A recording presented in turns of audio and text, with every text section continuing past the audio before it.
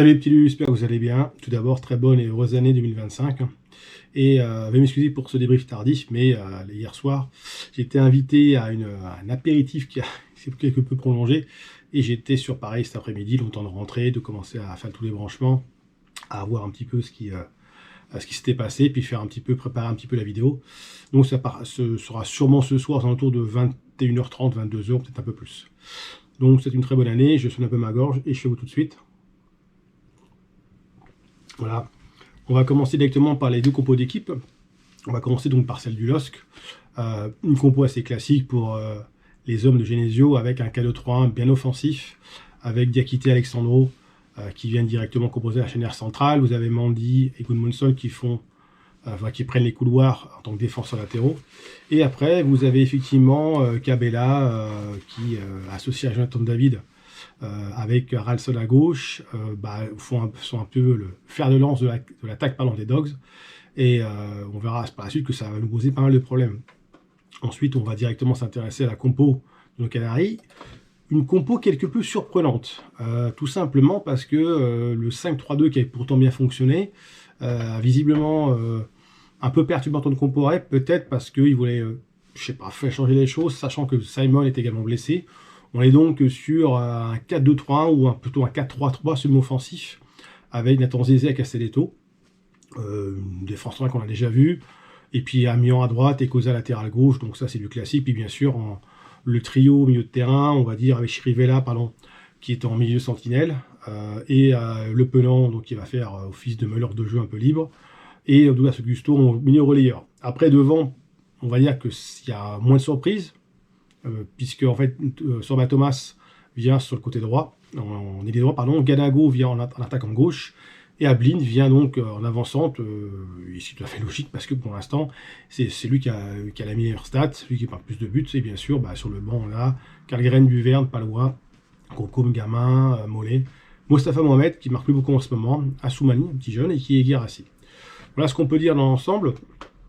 Après, lorsqu'on parle du match et lorsqu'on voit un petit peu, on va dire, l'ensemble de la première période, on voit que Lens s'est créé d'abord une première occasion aux alentours de la 8e minute de jeu. Voilà. Après, on a vu des Lillois qui étaient quand même plus entreprenants, avec des meilleures séquences de passes.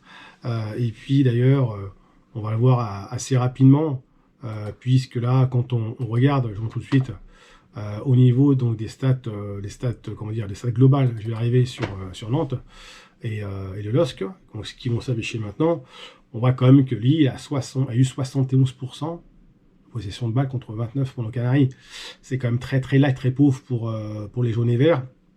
Et je veux dire que le résultat final, on va le voir ensuite, c'est quand même comme assez incroyable.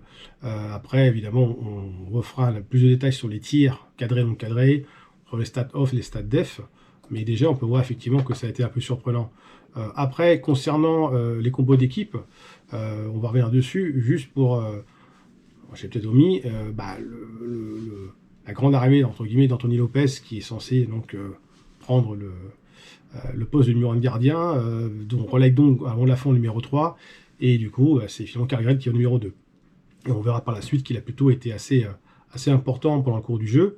Après, c'est vrai qu'on est quand même tombé sur des Lillois qui étaient très entreprenants, avec des séquences de passes bien établies. Ce qu'on a vu surtout de temps en temps, c'est des renversements de jeu, donc à savoir du latéral droit vers directement l'ailier gauche, inversement. C'est quelque chose qui a quand même bien fonctionné. Après, concernant on va dire la première période, on a vu effectivement notamment Colza qui était en difficulté sur un débordement côté droit vers la 20e, 22e minute, qui aurait pu mal se terminer pour nos Canaries. Il est un peu coutumier du fait, ce jeune Colza, c'est dommage, parce qu'il a quand même de bonnes qualités.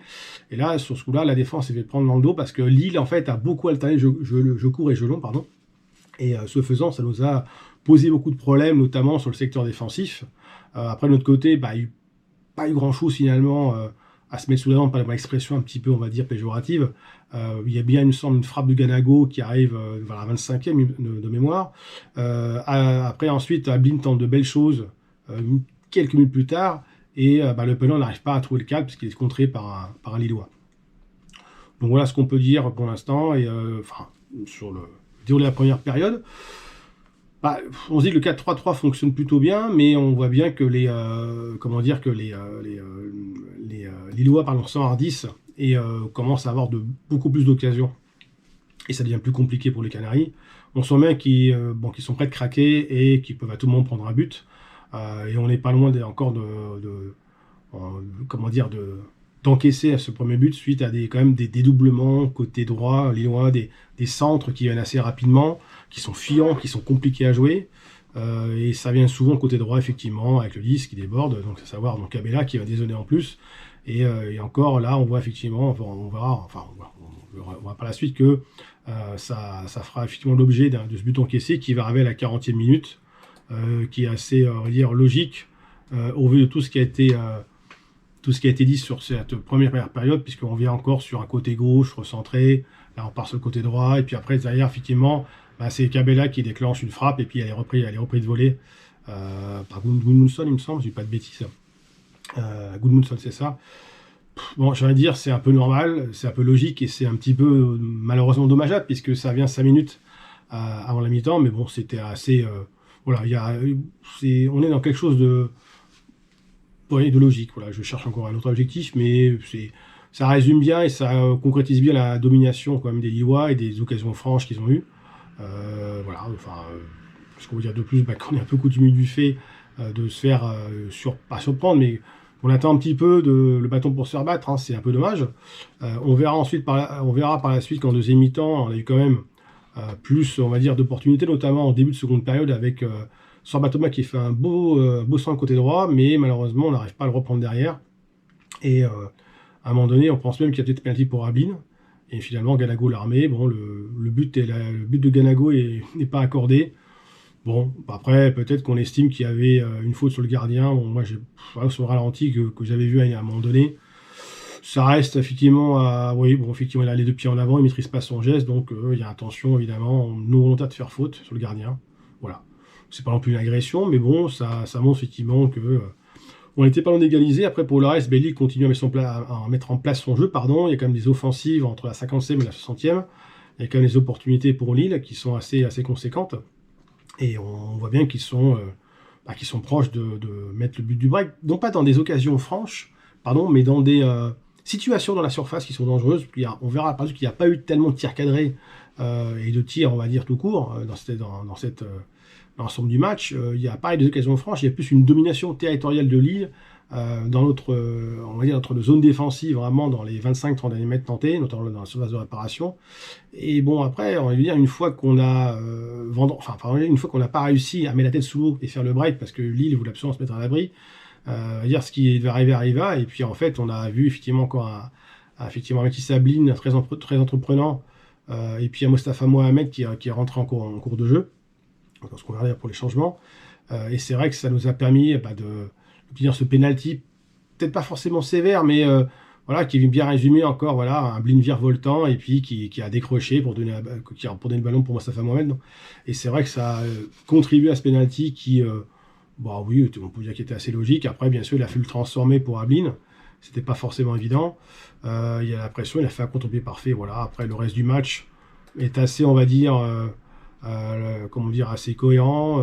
L'ensemble où les deux équipes, finalement, ont essayé de marquer. Et puis, c'est vrai que Nantes a eu peut-être une ou deux situations. Enfin, il y a d'occasions franches. Il y a eu une frappe à un moment donné. Il me semble que c'était de mémoire Joanne Le Penant, mais j'ai un doute. Lille derrière commence à accélérer dans les 10 dernières minutes. Ils enchaînent les séquences de passes, jeu court, jeu long, en multipliant les centres côté droit, côté gauche. Les séquences de jeu sont intéressantes côté lilloise, notamment de temps en temps on tente de varier court long, mais voilà, il n'y a pas beaucoup, il n'y a pas une situation franche puisque Lopez finalement est assez rassurant dans les buts. Il a l'air de bien gérer sa défense, même si des fois on sent que même avec l'entrée de Palois, Nathan Zézé parfois a un petit peu de mal effectivement à se placer. On voit que même au niveau des latéraux, c'est toujours un peu compliqué. D'ailleurs, je vais faire une petite... non pas une pause dans la vidéo, mais juste revenir par rapport au changement, parce qu'on n'en a pas parlé. Je suis allé un petit peu vite. Bon, c'est le début de l'année, c'est normal. Hein. On se remet un petit peu dedans. Voilà, il faut jouer pour le niveau des remplacements. Si on regarde un petit peu Lille, Lille a commencé à remplacer Ousmane Saraï à la 10e minute. Je sens que ça va être une blessure. Après... Les remplacements côté lillois sont arrivés à la 77e. On voit Ismaili qui remplace Gudmundsson, Andrés Gomes et Thomas Meunier qui remplace Mendy. Donc voilà, bon, des changements, on va dire, coup par coup. Et voilà, le fait que Mostafa Mohamed remplace Chirivella, j'ai oublié de le dire, finalement ça a apporté effectivement un plus au secteur offensif, puisque là on passe à deux attaquants directement. Après, Marcus Coco a remplacé donc Ganago, puisqu'on a donc réussi à égaliser, donc on repart sur quelque chose de, on va dire, sur un 4-3-3 cohérent. Et puis finalement, on finit par une défense à 5, c'est là que je parlais de Palois, parce qu'à la fin, on était en train de subir, mais on est reparti sur cette défense à 5 avec Palois, qui a donc remplacé Ablin, Mostafa Mohamed, donc qui reste en pointe tout seul, et puis après, bon, le Penant qui est remplacé par Bama. Mais cette volonté, pardon, de revenir, on va dire, sur une défense à 5 pour préserver le résultat, c'était un petit peu nouveau. C'est la première fois qu'Omboura change son système. Tactiquement parlant et dans la stratégie, c'était plutôt, c'était bien joué, c'était intéressant. Ça aurait pu mal finir aussi, parce qu'on aurait pu très bien prendre un but dans les arrêts de jeu, parce qu'il y a quand même des situations lilloises, mais pas tant que ça. Donc le fait d'avoir égalisé à son 10e, et Comboiré ayant senti que ça devenait compliqué dans la gestion de fin de match, et que souvent Nantes a tendance à se faire effectivement rejoindre, et après se repasser devant. Bon, il reste à peu près 10 minutes. 10 minutes à peu près, ouais, c'est ça, à peu près 10-12. Et bon, on est vraiment sur une fin de match un peu difficile, mais ce point vraiment fait du bien et permet de démarrer l'année sur de bonnes bases. Et ce qu'on s'était dit dans les différents groupes, mais moi j'avais le sentiment quand même que aller à Lille et aller ne serait-ce qu'à récupérer au moins un match nul, c'est déjà très très très bien. Ce serait même plus que bien. Pas prodigieux, mais vraiment très bien. Et voilà, donc c'est plutôt une bonne entrée en matière, malgré un très faible pourcentage, on l'a vu sur les stats globales de possession de balles.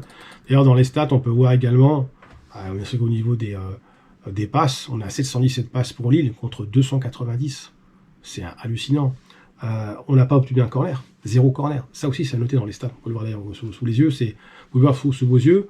On n'a pas obtenu tant de coups francs que ça. Au niveau des fautes, bon, c'est assez équivalent. Voilà ce qu'on pouvait dire. Sur les stats des tirs, les frappes, vraiment, si on peut aller un peu plus loin, là, je vais essayer de retirer un petit peu. Il y a quand même 13 tirs au total pour les Lillois, contre 6 pour Nantes, 3 tirs cadrés, contre 2 cadrés. Donc c'était les deux équipes ont été assez efficaces. 3 tirs cadrés et 2 tirs cadrés de l'autre côté. 2 tirs cadrés pour Nantes et 3 tirs cadrés, je vais y arriver, pour Lille, pour un but de chaque côté. Bon, ça reste assez cohérent sur le pourcentage, mais sinon, c'est assez light. Il n'y a pas eu beaucoup de vraies occasions, en fait. C'était assez, on va dire, assez light offensivement. Pas faible, assez light. On a vu effectivement qu'il a fait 11 tirs dans la surface contre 4 pour Nantes. Bon, ils ont été très près dans la surface. Et au niveau des tirs dans la surface, on est à 2 de chaque côté. Voilà ce qu'on peut dire pour ces stats-là. Je ne vais pas rentrer trop dans le débat, parce qu'après, la vidéo va durer 17 minutes. Je vais essayer de faire un peu plus court. En termes de grosses occasions, on va la voir sur ces petits schémas, ce petit stat, on voit qu'en termes d'occasions manquées, il y en a une surtout pour Lille, 0 pour Nantes, et sur les 2 grosses occasions réalisées de chaque côté, on est sur 100% de réussite. Voilà. Donc c'est un match nul, relativement logique à la fois et assez cohérent. Et lorsqu'on termine par les stats défensives, on voit bien qu'effectivement du côté de Nantes, on a été plutôt assez bon dans le pourcentage de tacles gagnés. Je regarde pour les interceptions 11 contre 6, récupération 44 ballons, voilà, dégagement 35. Au niveau du gardien de but, c'est assez équivalent, c'est assez cohérent, 2 contre 1. Voilà, Jacques Lopez a été très bon, il a été même important. Et enfin, il y a quand même, je dirais, quelqu'un qui nous a fait beaucoup de bien. C'est le jeune Mathis Ablin, qui effectivement franchement a été bon. Voilà, on peut dire qu'il a été bon sur ce match-là. Là, voilà, on voit le titre là, donc le chasseur alpin, effectivement. Donc il est encore là, il est toujours là pour apporter du danger dans la surface, pour décrocher à gauche, décrocher à droite, pour faire des bons appels. Effectivement, c'est un air de déjà vu, parce que comme on dit, le match du PSG il a beaucoup aidé, il a pris confiance et il enchaîne sur un jeu Le Penant, dont il est proche. Voilà. Donc c'est là qu'au niveau de la cohésion des joueurs, il y a des choses intéressantes. C'est vrai que pour l'instant, lorsqu'on regarde ce jeune homme, on se rend compte qu'il est vraiment dans son élément, qu'il est très bien. On le voit encore en duel, il va chercher des ballons. Je vais également finir on arrive à la fin de la vidéo, on est déjà à 14 plus de 14 minutes, pardon, je vais essayer de faire un peu plus court, mais c'est pas évident, il y a beaucoup de choses à dire. Lopez, donc pour sa première sur nouvelle couleur, a été un gardien rassurant, il a fait un match sérieux. Voilà, il avait peu de choses à faire, mais il l'a fait. Donc il a été propre jusqu'au bout, il a été courant. Donc pour l'instant, c'est du montre en matière. Il fallait le mettre, Anthony Lopez, dans les buts d'entrée de jeu comme ça, l'aligner. Voilà, il fallait avoir le cran de le faire. Antoine Comboiré est arrivé en disant, je suis mon 4-3-3, on repart à 2 défenseurs, je mets Anthony Lopez dans les buts, je remets Sorbatoma à droite. Voilà, c'était un pari. Et ben ce pari-là était payant. Au dernier match contre Brest avant les fêtes, il s'est trompé en mettant effectivement Duverne dans son trio défensif, qui malheureusement qui passait de son match et qui a fait que derrière c'était le nom de défaite. Alors c'est pas que la faute bien sûr de Duverne, mais disons que c'était un choix de... Non, pas de Duverne, pardon. Ah, je vais y arriver. Si, c'est ça, c'est Duverne. Je confonds avec Camion, c'est Manu Duverne, je vais y arriver. Je vais prendre un petit peu de thé, ça va faire du bien, parce que là, on est dimanche soir. Oui, m'excusez. Et oui, ça a été effectivement un bon choix de coaching. Au niveau des changements aussi, il est resté sur une défense à 5 pour terminer. Quand ça fonctionne bien, on va dire bravo. Ça n'aura pas fonctionné, on lui sera peut-être tombé un petit peu dessus. Compliqué pour Comboiré effectivement en ce moment, on le verra plus tard. Il est un petit peu dans le dur. Il a refait une conférence de presse. J'ai pas forcément fait d'idées, mais j'ai pas forcément tout suivi. On va revenir très rapidement sur les notes du match. Côté Lillois, ceux qui ont été bons, c'était André, Cabella, Haralson David un peu moins en vue. Et du côté nantais, on voit bien que la défense a plutôt assez bien tenu. Chirella était un petit peu en dessous. Et puis voilà, Koza un petit peu décevant en ce moment. C'est un peu match sur 2, Amiens aussi. Puis Sorbatoma aussi, là, n'a pas été très décisif. Ganago a fait ce qu'il a pu. Voilà, c'est Ablin, Lopez, et puis la défense centrale qui ont été plutôt assez bons. Puis Le Penant et Auguston ont rendu une partition tout à fait correcte. Voilà ce qu'on pouvait dire sur ce match-là. Lorsqu'on regarde, maintenant, on va passer au classement. Et puis on se rend compte que pour Nantes, la situation n'est pas dramatique, mais bon, que forcément les autres équipes ont fait de bons résultats. Montpellier ferme la marche, et Le Havre et Angers sont respectivement à 3 points et 2 points de nos Canaries. Devant, ça c'est un peu resserré, Saint-Étienne est à 16 points, Strasbourg 17, Rennes 17. Donc vous voyez qu'entre la 15e et la 12e place, il y a 2 points d'écart. Donc, on va donc se projeter ensuite sur le prochain match qui sera donc contre contre les Monégasques, qui d'ailleurs, il me semble, vont démarrer reprendre leur campagne européenne la semaine prochaine. Donc, peut-être qu'on va les prendre au bon moment. Ce sera pas un match facile. Monaco est une équipe assez joueuse. On en parlera un petit peu peut-être dans une prochaine vidéo, on verra.